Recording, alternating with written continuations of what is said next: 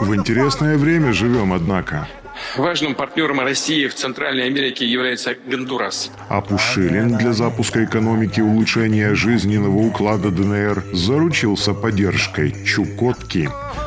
Чукотка никогда не оставалась в стороне. Я хотел бы поблагодарить в вашем лице всех жителей Чукотки за такое чуткое отношение.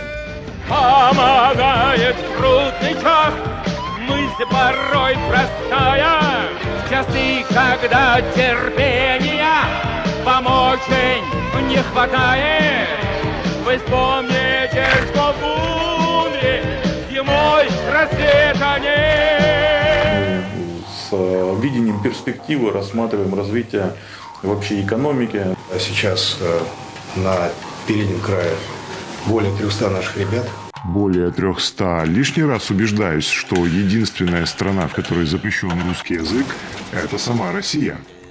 Это как добровольцы, так и призванные бойцы. Мы мобилизованы. Мобилизованный спецназовец. Да, у меня глубокая ночь сейчас дома. Нет, ты скажи, город скажи. Анадырь. Анадырь. Любимая, привет, это я. Я в плену, у меня все хорошо. В Анадыре живут крепкие мужики, будто сделанные из железа. Ведь его содержание в их питьевой воде в 5 раз превышает допустимые нормы. То, что у них называется питьевой водой, у нас называется технической. Пушилину следует иметь это в виду при поиске помощников для восстановления водоснабжения. Жители Чукотки, несмотря на то, что на территории их округа протекает более 300 тысяч рек и ручьев, у себя так и не решили проблему с питьевой водой. Во многих поселках супы варят на морской воде. А что, и солить не надо? А воду пьют из тех же рек, в которые спускают фекалии. По идее, все это добро должно уходить на корм рыбок в Беринговом море, но оно коварно. Периодически все это возвращается людям с приливами со стороны моря, которые обращают движение рек вспять. Однако отличные специалисты по чумам, вигвамам, типи, ярангам, тамги, юртам, куваксам. Я точно не понаслышке знаю, как необходимо сейчас здесь поддерживать людей, безусловно, запускать экономику с точки зрения восстановления экономики и жизненного уклада людей. Мы готовы участвовать в тех задачах, которые вы поставите по восстановлению территории, которые вы доверите. Уже наши сотрудники выехали на территорию, провели первоначальную рекогносцировку. Мы сегодня говорили с главой Дебальцевым. И завтра будем продолжать эту работу, поедем на территорию, посмотрим объекты. Полномасштабно готов включаться, ставьте задачи. Мы с радостью будем помогать.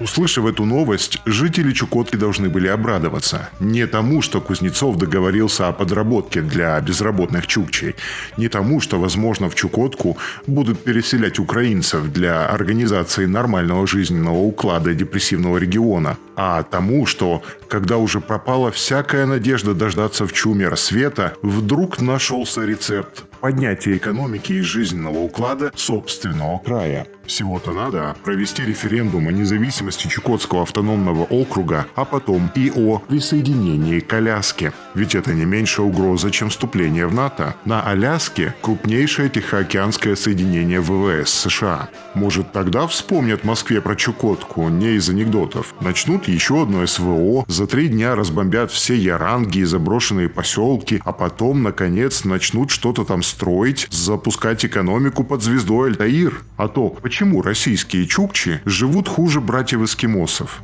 Чукчи ведь тоже люди, хотят людской жизненный уклад, иметь в доме газ, Яранге холодно, железную дорогу, хорошие автомобильные дороги, а не только направления для собачьих упряжек со скоростью до 30 км в час. И это в то время как на Аляске давно уже можно самыми разными способами попасть в любую точку без труда.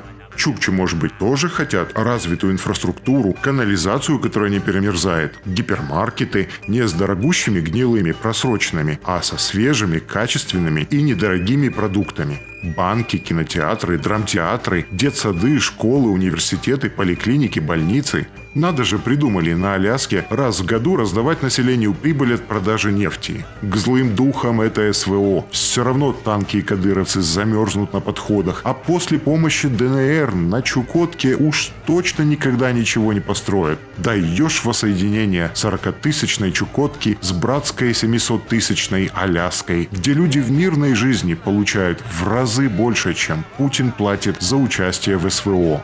Терпеть мы не желаем, и ждать мы не хотим. А чук-ча-в-чуме, чук-ча-в-чуме, а чук-ча-в-чуме ждет рассвета. Пока остальные чукчи в чумах ждут рассвета, Сергей Нечаев и Максим Таюнаут из Агвакинота решили не ждать. Ведь всем известно, что рассвета в российском Заполярье Рассвета в тундре за полярным кругом нет.